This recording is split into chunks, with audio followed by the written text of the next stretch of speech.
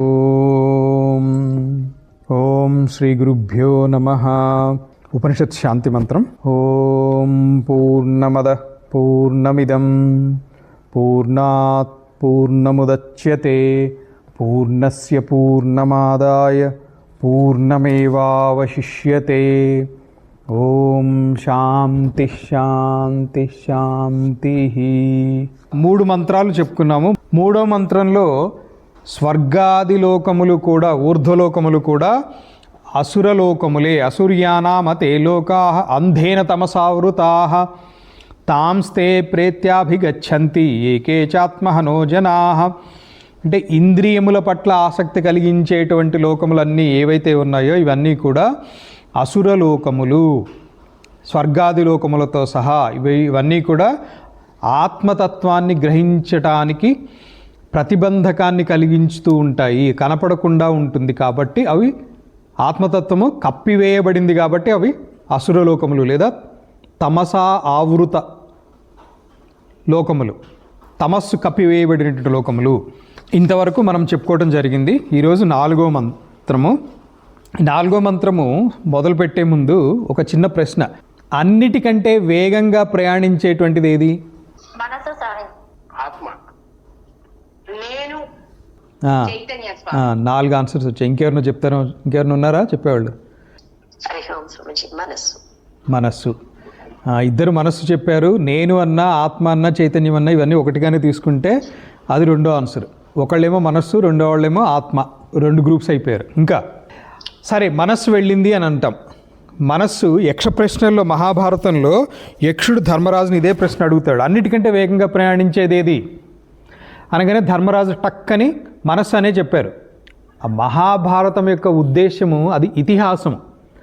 అక్కడ ఆత్మజ్ఞానాన్ని ప్రబోధించడం కాదు అక్కడ ఉద్దేశం.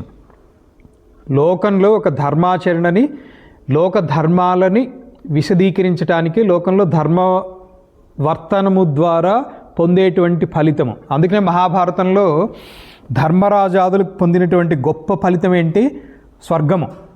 అందుకని మహాభారతంలో ఆన్సర్ అంతవరకే వచ్చింది. అంటే ఆత్మజ్ఞానానికి సంబంధించినటువంటిది కాదు, అది ఉపనిషత్తు కాదు. కాబట్టి అక్కడ మహాభారతానికి సంబంధించి మనస్సు వేగవంతమైనటువంటిది అది తీసుకోవచ్చు. కానీ మనస్సు వెళ్ళింది, చంద్రలోకం వెళ్ళిందండి.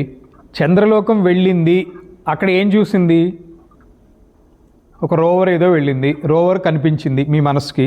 కనిపించిందా? టీవీలో చూశారు కదా. సో టీవీలో చంద్రయాన్, ఆ రోవర్ వెళ్ళింది, ప్రజ్ఞాన్ రోవర్. ఆ రోవర్ని మనస్సు చూసింది. మనస్సు అక్కడికి వెళ్ళేటప్పటికే అక్కడే ఆత్మతత్వం ఉందా లేదా? ఆత్మ సర్వవ్యాపకం. సో మనస్సు కంటే ముందే ఆత్మ వెళ్ళినట్ట వెళ్ళనట్ట?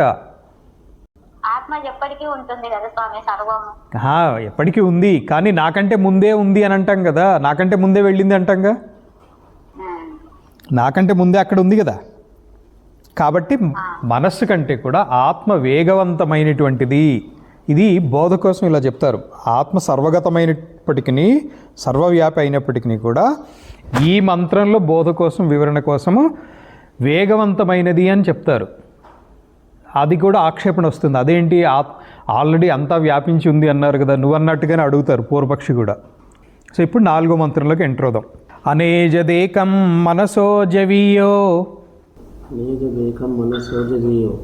నైనద్దేవా ఆప్నువన్ పూర్వమర్షత్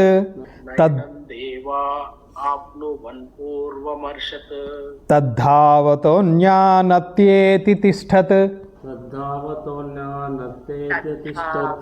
తస్మిన్నపో మాతరిష్వా దధాతి.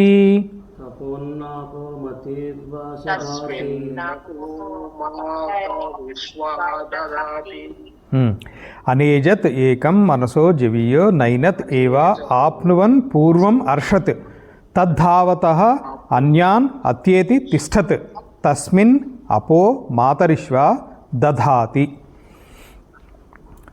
సంక్షిప్తంగా తత్ అనేజత్ ఏకం మనసో జవీయ, మనస్సు కంటే కూడా వేగవంతమైనటువంటిది. ఏనత్ దేవాః న ఆప్నువన్ పూర్వమర్షత్ తిష్టత్ ధావతో అన్యాన్ అత్యేతి. తిష్టత్ అంటే స్థిరంగా ఉంటుంది. ధావతో అన్యాన్ అత్యేతి, ఇతరమైనటువంటి వాటిని అన్నిటినీ అతిక్రమించి పరిగెడుతుంది. తస్మిన్ సతి మాతరిష్వ అపహ దధాతి. సో దీనికి ఆత్మ చలనం లేనటువంటిది.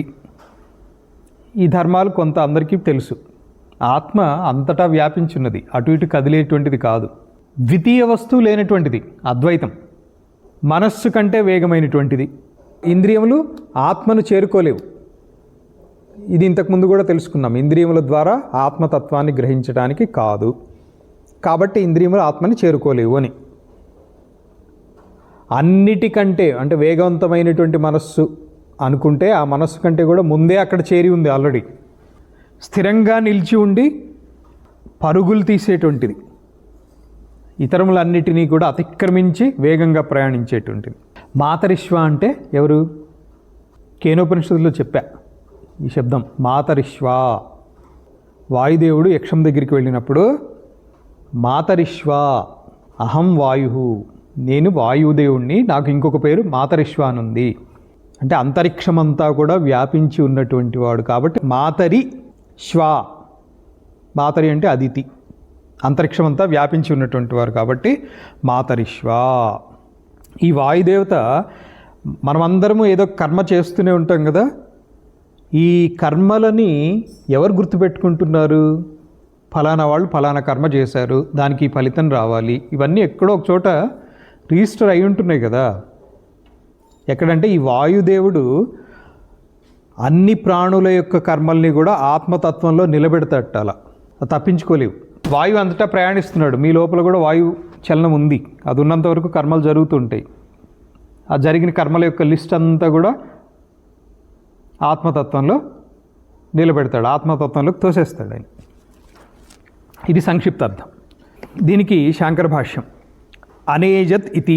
ఈ అనేజత్ అనేటువంటి దానికి భగవత్పాదుల వారి యొక్క వ్యాఖ్యానం. అనేజత్ ఇతి అనేజత్ న ఏజత్, ఏజ్రు కంపనే, కంపనం చలనం స్వ అవస్థా ప్రచ్యుతి తద్వర్జితం. ఏజ్రు కంపనే, ధాతు ఏజ్రు, దానికి అర్థం కంపనే అర్థంలో వస్తుంటుంది. అనేజత్ అంటే ఆ అని ఎప్పుడైతే సంస్కృతంలో ఒక పదానికి ముందు చేరుస్తామో సామాన్యంగా అది వ్యతిరేక అర్థాన్నే సూచిస్తుంది. ఏజత్ అంటే కంపనము, అనేజత్ అంటే కంపించేది కాదు అని. కంపించడం అంటే ఇక్కడ చలించటం, తన అవస్థ నుంచి జారిపోవటం, అంటే ఆత్మస్థితి నుంచి జారిపోవటం. ఆత్మలో ఆ స్థితి ఉంటుందా? తన నుంచి తాను జారిపోవటం అనేది ఉంటుందా ఆత్మతత్వంలో? ఉండదు. అన్ని సమయాల్లో కూడా ఆత్మ స్వస్వరూపంలోనే ఉంటోంది, భిన్నంగా ఉండటం లేదు. ఏజ్రు కంపనే, కంపనం చలనం స్వావస్థా ప్రచ్యుతి తద్వర్జితం. వర్జితం అంటే అది లేనటువంటిది. స్వ అవస్థా ప్రచ్యుతి అనేటువంటిది లేనటువంటిది ఆత్మ. సర్వదా ఏకరూపం, అసలు రూపమే లేదు ఆత్మకి, రూపమే లేదు, అందుకని ఏకరూపం అని చెప్పారు. సర్వదా మార్పు చెందనటువంటిది అని తీసుకోవచ్చు ఇక్కడ. తచ్చ ఏకం సర్వభూతేషు, అన్ని నీలోను నాలోను, ఓ పిల్లి కుక్క చీమ గడ్డిపరక అన్నిటిలోనూ తనుగానే ఉంది, అంతటా వ్యాపించింది, అన్నిటి యందు వ్యాపించున్నది. మనసః సంకల్పాది లక్షణాత్ జవీయ జవవత్తరం. మనస్సు యొక్క క్యారెక్టరిస్టిక్ ఏంటి, ధర్మం ఏంటి? సంకల్ప వికల్పాత్మకం మనః. మనస్సు యొక్క నిర్వచనం చెప్పేటప్పుడు సంకల్పము వికల్పము చేసేటువంటిది ఏదైతే ఉందో సంకల్ప వికల్పాత్మక మనః, ఇది దాని యొక్క ధర్మం. జవీయమైనటువంటిది అంటే వేగమైనటువంటిది, జవము అంటే వేగము. మనోజవం మారుతతుల్య వేగం, గుర్తుంది కదా? మనోజవం అంటే మనోవేగముతో ప్రయాణించేటువంటి వారు అని విశేషణం హనుమంతుడికి. మారుతతుల్య వేగం అంటే ఎంత వేగం అనేది చెప్పాలంటే మారుతతుల్య. మారుత అంటే వాయుదేవుడు, వాయుదేవునితో తుల్యమైనటువంటి వేగం, సమానమైనటువంటి వేగం కలిగినటువంటి వారు. జవం అంటే వేగం. ఈ మనస్సు జవీయమైనటువంటిది, అన్నిటిలోకి ప్రయాణించేటువంటి వాటిలో అన్నిటిలోకి ఎంత వేగంగా ప్రయాణిస్తుంది అంటే ఇంతకంటే వేగంగా ఇంకొకటి ప్రయాణించేది లేదు అని. ఎంత వేగం మనస్సుది? మీరు ఇక్కడ కూర్చుంటారు, శరీరంలో ఏమి కదలిక కూడా ఉన్నట్టుండదు, కనురెప్ప మూసే కాలంలో 100వ వంతులో బ్రహ్మలోకానికి వెళ్ళిపోతుంది, బ్రహ్మగారితో మాట్లాడేస్తుంది. బ్రహ్మదేవ నాకే ఎందుకు ఈ కష్టం పెట్టావు అని అడుగుతూ ఉంటుంది బ్రహ్మదేవుడిని. అంత వేగం అన్నమాట. అటువంటి మనస్సు కంటే కూడా ఆత్మతత్వం, ఆత్మ అనేటువంటిది వేగమైనటువంటిది. ఈ మనస్సు బ్రహ్మలోకానికి వెళ్ళేటప్పటికి ఆత్మ అక్కడ ఆల్రెడీ ఉంది. ఓ మనస్సు ఇక్కడికి వచ్చింది, బ్రహ్మదేవుడితో మాట్లాడుతోంది అని తెలుసుకునేది ఎవరు? మరి ఆత్మయే. మనస సంకల్పాది లక్షణాత్ జవీయ జవతరం కథం విరుద్ధముచ్యతే. ఇక్కడ పూర్వపక్షి, ఇందాక మన వాళ్ళు ఒక సందేహాలు అడుగుతున్నారు కదా, అంటే మంచి విచారణ చేస్తున్నారు అని తీసుకుందాం. అలాగే పూర్వపక్షి కూడా విచారణ చేసి ఓ సందేహం అడుగుతున్నాడు. కథం విరుద్ధముచ్యతే ధ్రువం నిశ్చలం ఇదం మనసో జవీయ ఇది చ. మనసో జవీయ, మనస్సు కంటే జవీయం. ఇక్కడ పంచమీ విభక్తి మనసో అనేటువంటిది, మనస్సు కంటే వేగవంతమైనటువంటిది అంటున్నారు. అలాగే ధ్రువం నిశ్చలం అంటున్నారు, స్థిరమైనటువంటిది, చలనం లేనటువంటిది ఆత్మ అన్నారు. మనస్సు కంటే వేగవంతమైంది అన్నారు. కథం విరుద్ధముచ్యతే, ఏ విధంగా భిన్న లక్షణాలు చెప్తున్నారు మీరు? భిన్న లక్షణాలు ఏంటి? జవీయత్వం, నిశ్చలత్వం చ. నిశ్చలంగా ఉంది అంటారు, వేగంగా వెళ్తుంది కూడా అంటున్నారు. ఇలా విరుద్ధంగా ఆత్మతత్వం ఒకే పదార్థానికి. ఇప్పుడు ఉదాహరణకి ఇందాక రమేష్ అన్నాడు, నేను వర్క్లో ఉన్నానండి అన్నాడు. వర్క్లో ఉన్నటువంటి వాడు వేరే ఎక్కడో పిక్నిక్లోనో సినిమా చూస్తూనే ఉన్నాడు అంటారా? రెండు పనులు ఎలా చేస్తాడు? ఏదైనా ఒకటే చేస్తాడు. నేను పని చేస్తున్నాను, అక్కడ ఫ్రెండ్స్ తోటి ఎంజాయ్ చేస్తున్నాను, ఫ్రెండ్స్ తోటి ఏదో గేమ్ ఆడుతున్నాడు, ఏదో చేస్తున్నాడు. రెండు ఎలా చేస్తాడు? అంటే ఆన్లైన్లో అన్నీ చేసేస్తానులేండి అంటే అంటారేమో, చేయొచ్చేమో, నాకు తెలీదు. కానీ సహజంగా మనిషి ఒక ప్లేస్లో ఉన్నాడు అంటే ఇంకొక ధర్మంలో లేడు. మరి ఆత్మకు మీరు ఇలా రెండు పరస్పర విరుద్ధమైనటువంటి ధర్మాలు ఎలా చెప్తారు? ఇది పూర్వపక్షి ప్రశ్న అన్నమాట.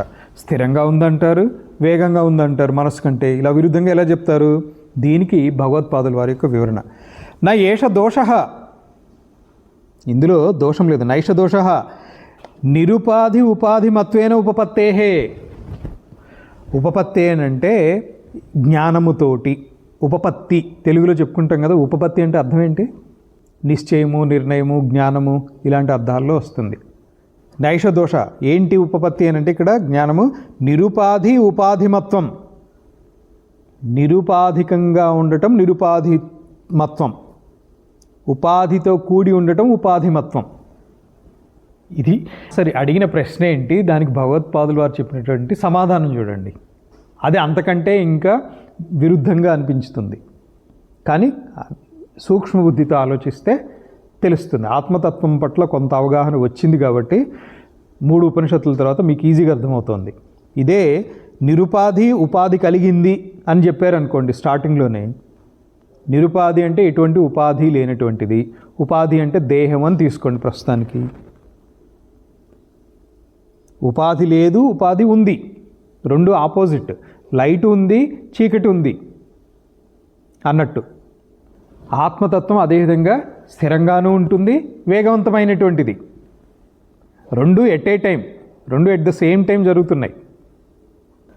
ఈ రెండు ధర్మాలు ఉన్నాయి కాబట్టి, ఈ రెండు లక్షణాలు కలిగి ఉంది కాబట్టి. ఏది రెండు లక్షణాలు? నిరుపాధికత్వము, ఉపాధిమత్వము. నిరుపాధిమత్వము ఉపాధిమత్వం రెండూ ఉన్నాయి కాబట్టి నిరుపాధిమత్వంతో స్థిరంగా ఉంది అని, కదలకుండా ఉంది అని.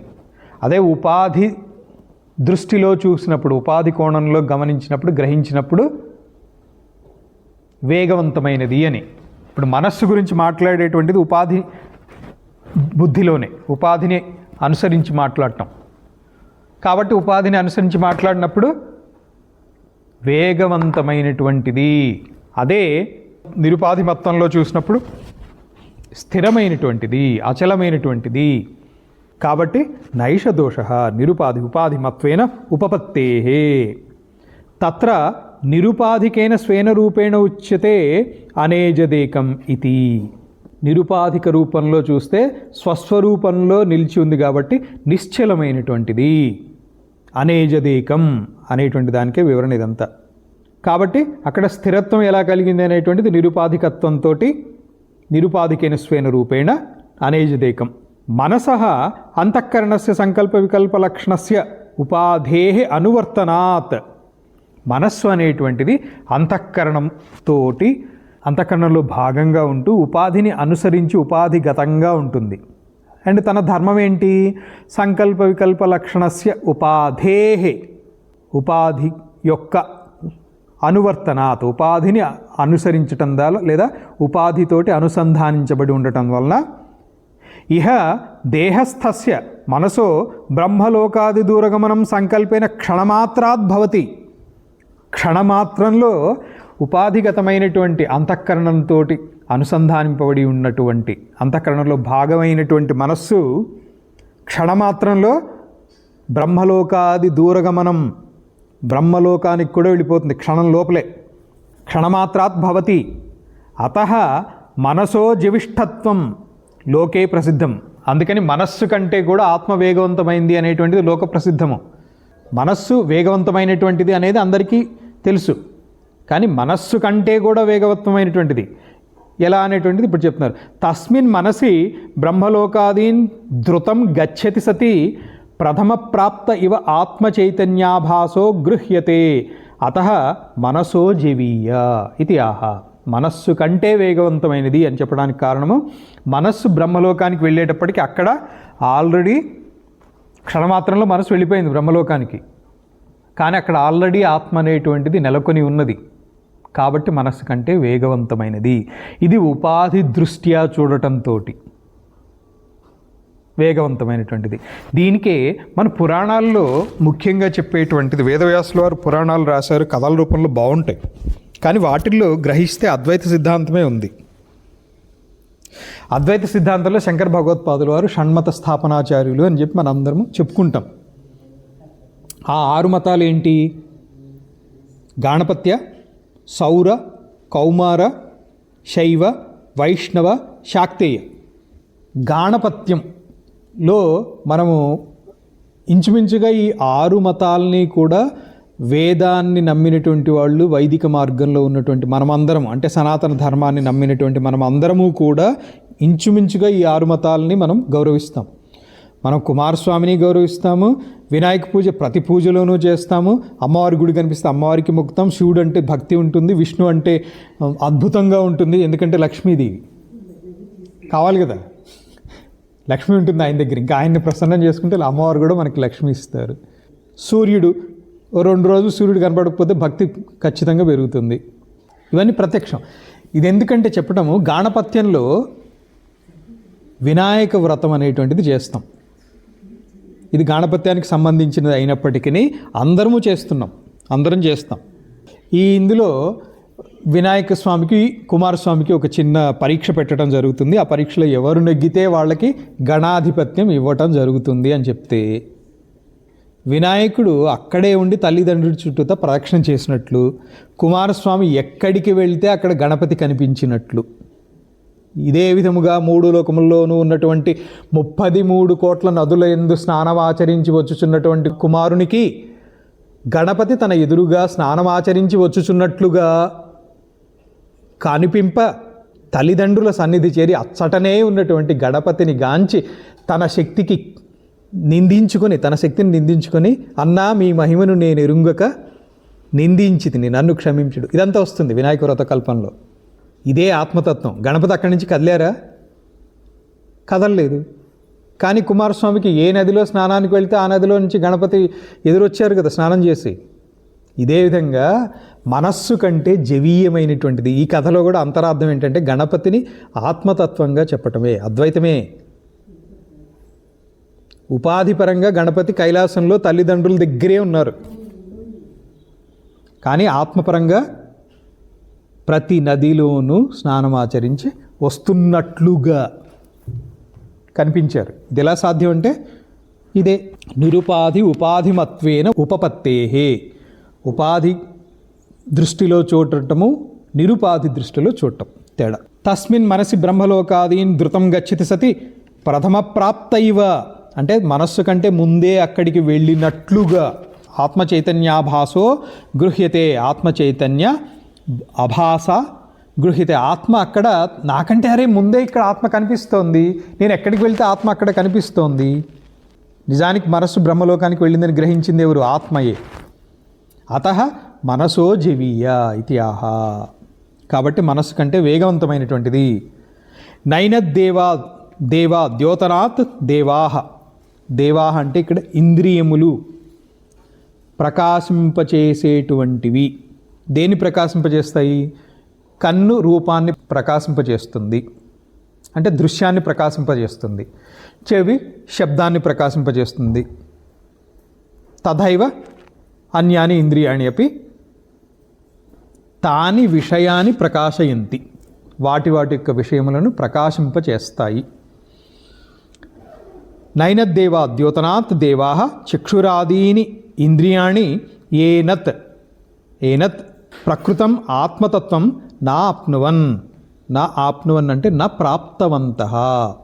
ఇంద్రియములు మనస్సును చేరుకోలేకపోతున్నాయి. కారణం ఏంటంటే ఇవన్నీ కూడా ఇంద్రియములు, వాటికి పరిమితి ఉంటుంది.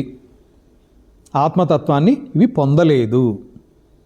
కేనోపనిషత్తులో కూడా ఇదే చెప్పుకున్నాము. అగ్ని, అక్కడ అగ్ని అంటే ఉపలక్షణ కింద నేత్రేంద్రియము పెట్టి చూడండి. నేత్రేంద్రియము యక్షము దగ్గరికి వెళ్ళి తన శక్తిని ప్రదర్శింపజేయడానికి ప్రయత్నం చేసింది. ఈ గడ్డి పరకని దహించు అంటే చేయలేకపోయింది. అలాగే వాయువు అంటే ప్రాణం. అక్కడ నాసేంద్రియం తీసుకోవచ్చు, ఘ్రాణేంద్రియం తీసుకోవచ్చు. ప్రాణము కూడా ఆత్మనే తెలుసుకోలేదు, అగ్ని తెలుసుకోలేదు, ప్రాణం తెలుసుకోలేదు. ఈ రెండు ఎందుకు చెప్పారంటే బృహదారణ్యక ఉపనిషత్తులో చెప్తుంది. హిరణ్యగర్భుడి నుంచి మొట్టమొదటిగా ఉత్పన్నమైనటువంటివి అగ్ని, ప్రాణము. ప్రథమజ అనేటువంటిది హిరణ్యగర్భుడు, ప్రజాపతి. ఆ ప్రజాపతి నుంచి వచ్చినటువంటి ప్రజాపతి అగ్ని, అలాగే ప్రాణము. వీళ్ళు కూడా ఆత్మతత్వాన్ని తెలుసుకోలేకపోతున్నారు. నైనద్దేవా ద్యోతనాద్దేవాః చక్షురాదీని ఇంద్రియాణి ఏనత్ ప్రకృతం ఆత్మతత్వం నాప్నువన్న ప్రాప్తవంతః తేభ్యో మనోజవీయః. వాటి యందు మనస్సు అనేటువంటిది వేగవంతమైనటువంటిది. వాయువు కంటే కూడా వేగవంతమైనటువంటిది మనస్సు. అగ్ని కంటే, వాయువు కంటే వేగవంతమైనటువంటిది మనస్సు. మనోవ్యాపార వ్యవహితత్వాత్ ఆభాసమాత్రమపి ఆత్మనో నైవ దేవానాం విషయీభవతి. ఇంద్రియాల కంటే మనస్సుకు వేగం ఎక్కువ. ఆత్మ చైతన్యానికి, ఇంద్రియముల యొక్క ధర్మ నిర్వర్తనా సామర్థ్యానికి ఇంద్రియములకు మధ్యలో మనస్సు ఉంది అని గ్రహించవచ్చు. మనస్సు ఆత్మతత్వాన్ని తెలుసుకోలేకపోతుంది, ఇంద్రియములు తెలుసుకోలేకపోతుంది. కాకపోతే ఇంద్రియముల కంటే మనస్సు కొంచెం ఎక్కువ సాన్నిహిత్యంలో ఉంది. సో మనస్సు యందు కూడా ఆత్మ యొక్క తత్వం మనస్సు కూడా పూర్తిగా తెలుసుకోలేదు, తనుగా ఉంటూ తెలుసుకోలేదు అని అర్థం. ఇక్కడ మనస్సు లయించిపోతుంది. ఆత్మతత్వాన్ని తెలుసుకున్నప్పుడు అస్తిత్వం పోతుంది, నేను అనే భావన పోతుంది. ఈ దేహగతమైనటువంటి నేను ఉండదు. తేభ్యో మనోజీవీహ మనోవ్యాపార వ్యవహితత్వాత్ ఆభాసమాత్రమపి ఆత్మనో నైవ దేవానాం విషయీభవతి. విషయము కాదు మన ఆత్మ అనేటువంటిది. యస్మాత్ జవనాత్ మనసో అపి పూర్వం అర్షత్. పూర్వమేవ గతం. అర్షత్ అంటే గతం. మనస్సు కంటే కూడా, మనసో అపి మనసు కంటే కూడా, పూర్వం ముందే, అర్షత్ గతం మనసు కంటే కూడా ముందే వెళ్ళినటువంటిది. పూర్వమేవ గతం వ్యోమవత్ వ్యాపిత్వాత్. అంతరిక్షము వలె అంతటా కూడా వ్యాప్తి చెంది ఉన్నటువంటిది. కాబట్టి మనసు కంటే కూడా ముందే వెళ్ళినట్లుగా భాసిస్తుంది ఆత్మతత్వము. కాబట్టి మనసు కంటే కూడా వేగమైనటువంటిది. ఇది ఉపాధిగతమైనటువంటి దృష్టి. నిరుపాధిక దృష్టిలో చూస్తే చలనము లేనటువంటిది. సర్వవ్యాపి తదాత్మతత్వం సర్వసంసార ధర్మవర్జితం స్వేన నిరుపాధికేన స్వరూపేణ అవిక్రియం ఏవ సత్. ఎటువంటి వికారము లేనిది అయినప్పటికీ ఉపాధికృతా సర్వాః సంసార విక్రియా అనుభవతీవ అవివేకినాం అంటే మూఢానాం అనేకమివ చ ప్రతిదేహం ప్రత్యవభాసతే ఇతి ఏతదాహ తద్ధావతః. ధావతః అంటే ధృతం గచ్చతః. అన్యాన్ ఆత్మవిలక్షణాన్ మనోవాగీంద్రియ ప్రభృతీన్ అత్యేతి అతీత్య గచ్చతీవ. అత్యేతి అంటే అతీత్య, వాటిని అతిక్రమించి వెళ్ళినట్లుగా, వాటిని దాటి వెళ్ళినట్లుగా, లేదా వాటికంటే ముందుగా వెళ్ళినట్లుగా, ముందే వెళ్ళిపోయిన, వేగంగా వెళ్ళినట్లుగా, ముందే వెళ్ళినట్లుగా. వేటికంటే అంటే మనోవాగేంద్రియ ప్రభృతీన్, మనస్సు వాక్కు వీటి యొక్క వ్యాపారముల కంటే కూడా ముందే, మనస్సు కంటే ముందే వేగము అయినటువంటిది. అంటే ఇంకా ఇంద్రియాల సంగతి చెప్పక్కర్లేదు. ఇంద్రియముల కంటే మనస్సు వేగవంతమైనది, ఆ మనస్సు కంటే కూడా వేగవంతమైనటువంటిది ఆత్మ విలక్షణాన్. ఇవన్నీ మనోవాగేంద్రియాలు ఇవన్నీ కూడా ఆత్మ కంటే విలక్షణమైనటువంటిది. ధావత అంటే ధృతం, గచ్చత వెళ్ళినటువంటిది. సర్వవ్యాపి తత్ ఆత్మతత్వం. ఆత్మ అనేటువంటిది సర్వవ్యాపి, అంతటా వ్యాపించినటువంటిది, అన్ని సంసార ధర్మముల కంటే కూడా అతీతమైనటువంటిది, సర్వ సంసార ధర్మవర్జితం. ఎప్పుడు ఇది? స్వేన నిరుపాధికేన స్వరూపేణ, తన స్వస్వరూపములో ఉపాధిగతమైనటువంటి దృష్టిలో చూడకుండా నిరుపాధిక దృష్టిలో స్వస్వరూప ఆత్మరూప దృష్టిలో చూసినప్పుడు సర్వవ్యాపి, సర్వ సంసార ధర్మవర్జితం. అవిక్రియం ఏవా, ఎటువంటి వికారములకు లోను కానటువంటిది, ఎటువంటి వికారములు లేనటువంటిది అయినప్పటికీ, అంటే నిరుపాధిక దృష్టితో చూసినప్పుడు ఇలా కనిపించినప్పటికీ, ఉపాధికృతాః సర్వాః, ఉపాధికృతాః ఉపాధిగతమైనప్పుడు, ఉపాధిగతంగా భావించినప్పుడు అని. నిజానికి ఆత్మ అంతటా వ్యాపించినప్పుడు ఉపాధిగతం అవటం ఏంటి, ఉపాధికి భిన్నంగా ఉండటం ఏంటి? అంతటా ఉంది, ఉపాధి లోపల ఉంది, బయట ఉంది, ఉన్నది ఆత్మ ఒకటే. ఉపాధికృతాః సర్వాః సంసార విక్రియ, సంసారంలో జరిగేటువంటి మార్పులన్నిటికీ కూడా ఆత్మ చైతన్యమే కారణము అన్నట్లుగా. నిజానికి ఆత్మ దేనికి కారణం కాదు. ఒక దేహం పెరగడానికి, క్షీణించటానికి, దేహధర్మాలకి ఆత్మతత్వానికి సంబంధం ఉందా? సర్వ సంసార విక్రియ అనుభవతీ ఇవ. అనుభవతీ ఇవ అంటే అనుభవించుచున్నట్లుగా. ఈ దేహానికి కలిగేటువంటి వృద్ధి, క్షయము, వృద్ధాప్యము, రోగము, ముసలితనము ఇవన్నీ కూడా నాకే వచ్చినాయి అని అనుభవిస్తున్నట్లుగా. తనకి నిజానికి వృద్ధాప్యం ఉందా, బాల్యం ఉందా, పుట్టుక ఉందా, గతించటం ఉందా? ఆత్మ షడ్భావ వికారాలకు భిన్నమైనటువంటిది కాబట్టి అవిక్రియత్వమైనటువంటిది. కానీ ఉపాధిగతమైనప్పుడు ఈ ఉపాధి ధర్మాలే ఆత్మయందు ఆరోపించి సుఖీ, దుఃఖీ, బాలః, శిశుః, వృద్ధః, ఇలా దుఃఖీ, సుఖీ ఇలా భావించడం అన్నమాట. ఇదంతా ఇదే ఎవరు భావిస్తున్నారు? ఇదంతా అనుభవతీవివ ఇలా కనిపిస్తుంది. ఎవరికి కనిపిస్తుంది ఇలా? అవివేకినాం, మూఢానాం, మూఢులైనటువంటి జనులకు అనేకమివచ ప్రతిదేహం ప్రత్యవభాసతే. చాలా ఆత్మలు ఉన్నట్లుగా, నాలో ఉన్న ఆత్మ వేరు, ఎదురుగా ఉన్న వాళ్ళలో ఆత్మ వేరు, పక్కన వాళ్ళ ఆత్మ వేరు, పిల్లిలో ఆత్మ వేరు, కుక్కలో ఆత్మ వేరు, అలా ఎవరికి కనిపిస్తోంది? అనేకమివచ అనేకముగా ఉన్నట్లుగా కూడా. ఎవరికంటే మూఢానాం ప్రత్యవభాసతే ఇది ఏతదాహ తద్ధావతః ధృతం గచ్చతః. అందుకని పరిగెడుతుంది, స్థిరంగా ఉంటుంది, ఇలా చెప్పడం జరిగింది. రెండు దృష్టికోణాన్ని బట్టి మారింది.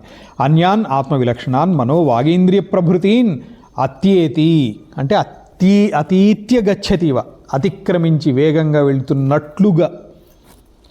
ఇవ అనేటువంటిది చాలా శంకర భాష్యంలో ఇవ అనేటువంటి దానికి మహాత్ములు చాలామంది చాలా మనోరంజకంగా వ్యాఖ్యానాలు చేశారు.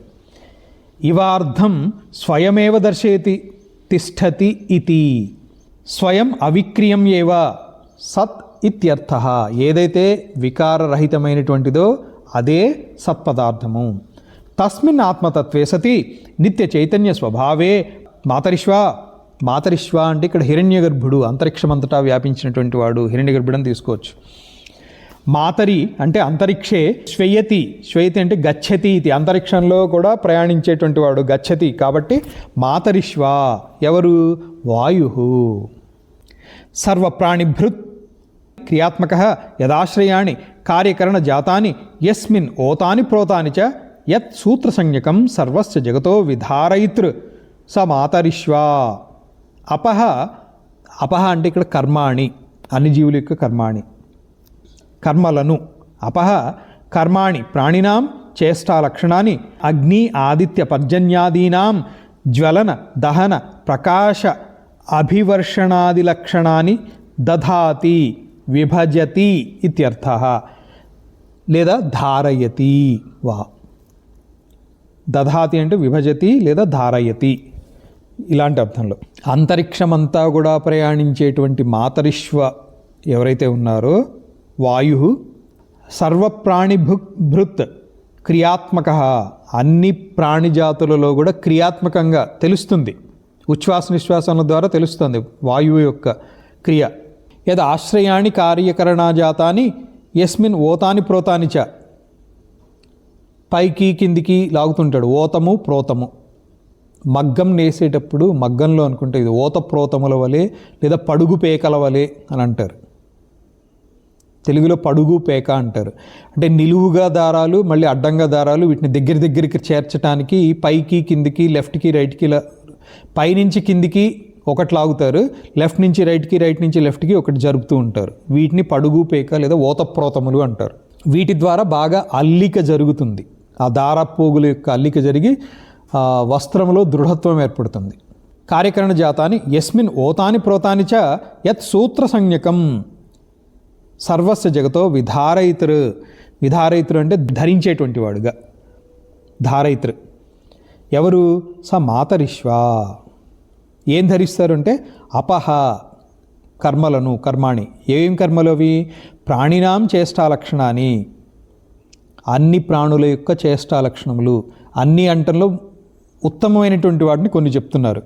అగ్ని ఆదిత్య పర్జన్యాదీనాం, వీళ్ళ యొక్క అని బహువచనం. అది ఏంటి వాళ్ళ యొక్క విశిష్ట లక్షణాలు? అగ్నికి జ్వలనం, జ్వలనము దహనము అగ్ని లక్షణం. ఆదిత్య ప్రకాశం. పర్జన్యాని, పర్జన్యములు అంటే మేఘములు, మేఘములకి అభివర్షణాది, అభివర్షణ వర్షించేటువంటి లక్షణం. ఈ లక్షణాలని దధాతి అంటే ధారయతి వా విభజతి. ఈ లక్షణాలని ఎవరి కర్మల్ని వాళ్ళకి ఆ సామర్థ్యాన్ని అందచేస్తున్నాడు. ఈ వాయువు లేదు అనుకోండి, అపాన వాయువు పనిచేయలేదు, మలమూత్ర విసర్జన జరగదు. అలాగే పంచప్రాణములు సక్రమంగా పనిచేస్తేనే దేహక్రియలన్నీ జరుగుతాయి. ఆ క్రియా సామర్థ్యం కలిగించేటువంటి వారు. అందుకనే తైత్తిరీయంలో కూడా చెప్తారు భీషాస్మాత్ వాతః పవతే. ఇదే కఠోపనిషత్తులో కూడా చెప్పుకున్నాం. భయాత్ తపతి సూర్య, భయాదగ్ని, భయాదింద్రశ్చ వాయుశ్చ మృత్యుర్ధావతి పంచమః. వీళ్ళందరికీ కూడా భయము. ఎవరి యందు భయము? భీషాస్మాత్ వాతః పవతే ఇత్యాది శృతిభ్యః. పరమాత్మ యందు భయము. సర్వాహి కార్యకరణ విక్రియ నిత్య చైతన్యాత్మస్వరూపే సర్వాస్పదభూతే సతి ఏవ భవంతి ఇత్యర్థః. చైతన్యమే స్వరూపం. ఈ పరమాత్మ యందలి భయంతోటే గాలి వీస్తోంది, అగ్ని ప్రకాశింపజేస్తోంది లేదా దహిస్తోంది. జ్వలన దహన, జ్వలన దహన, జ్వలిస్తుంది దహిస్తుంది. ఆదిత్యుడు ప్రకాశింపజేస్తాడు. ఎందుకనంటే దేహము, ఇంద్రియాలు, మనస్సు, వీటి యొక్క వికారములు ఇవన్నీ కూడా ఎవరి అధీనంలో ఉన్నాయి? కాలాతీతమైనటువంటి చైతన్య పరమాత్మ యందే వీటి యొక్క స్థితిని కలిగి ఉన్నాయి. ఆ పరమాత్మ యందు ఉన్నటువంటి చైతన్య సత్తా వీటిని ప్రేరేపింపచేస్తుంది. సహజంగా పరమాత్మ ప్రేరేపించడంలా ఆ చైతన్య సత్తా మాత్రంతో వీటి యొక్క క్రియలు నిర్వర్తింపబడుతున్నాయి. సూర్యోదయం అయ్యేటప్పుడు కమలములు వికసిస్తాయి. సూర్యుడు వచ్చి వాటిని నిద్రేం లేపటంలా, ఆ సూర్య ప్రకాశం యొక్క సత్తా మాత్రం చేత అవి జాగృత అవస్థలోకి వస్తున్నాయి. సో ఇది పరమాత్మ చైతన్య సత్తా మాత్రంతోటే సంభవిస్తోంది. ఇది 4వ మంత్రం యొక్క అర్థము. 5వ మంత్రానికి అవతారిక. ఈ 4వ మంత్రంలో చెప్పిందే ఇంచుమించుగా 5వ మంత్రంలోనూ యాజ్ ఇట్ ఈజ్ కాకపోయినా కూడా ఇంచుమించుగా ఇలాగే చెప్తారు.